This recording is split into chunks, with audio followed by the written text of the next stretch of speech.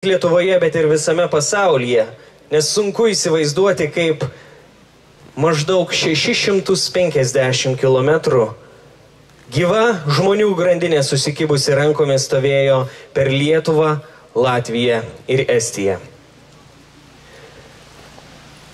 Aš nebuvau gimęs ir neprisimenu šio istorinio įvykio, bet būdamas vaikas, kiekvieno rugpjūčio galą prisimenu, kad svajojau ne tik apie ilgesnę vasarą ir vėlesnį sugrįžimą į mokyklą, bet tikrai galvodavau, kaip norėčiau stovėti Baltijos kelyje ir kartu su visais susikibęs rankomis dainuoti Bunda jau Baltija, bunda jau Baltija, Lietuva, Latvija, Estija.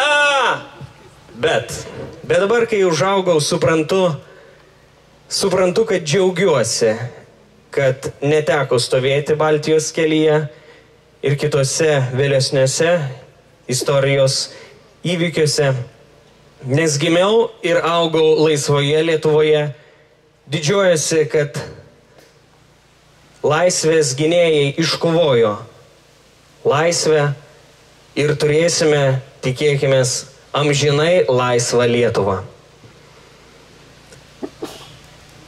Kauno rajono Vilkijos kultūros centras, siekdamas pagerbti savo krašto partizanų ryžtą, drąsą ir pasiaukojančią kovą už laisvę, organizuoja šį respublikinį istorinių dainų apie karą festivalį Išėjo broliai, skirtą laisvės kovotojų atminimui.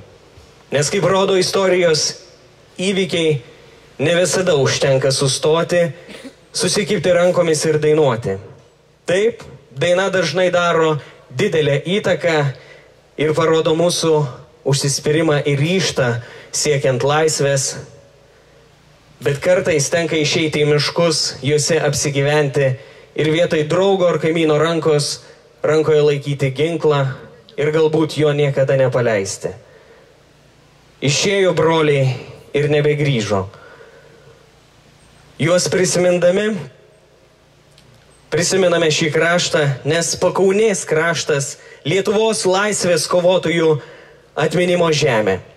Padauguvos Karalgirio miškuose 1944–53 veikė Kęstučio apygardos Vaidoto rinktinės, Prisikėlimo apygardos Lukšio rinktinės ir Tauro apygardos Žalgirio rinktinės Lietuvos partizanai. Istoriniai duomenys liudija, kad šiame regione aktyviai veikia daugiau nei 100 laisvės gynėjų. Laisvės kovų istorija tai neatsiejama Vilkijos krašto tapatybės dalis. Šiuo festivaliu Kauno rajono Vilkijos kultūros centras siekia sukurti ilgalaikę, autentišką tradiciją, kūrybingai įtraukiančiai minėti Lietuvos laisvės kovotojų gynusių mūsų kraštą atminimą, skatinant vietos bendruomenę domėtis istoriją, puoselėjant tautinę savimonę bei stiprinant kultūrinį paveldą. Festivalis Išėjo broliai tampa tiltu tarp praeities ir dabarties, leidžiančių mums suprasti, kokia svarbi yra laisvės kaina ir bendruomenės vienybė.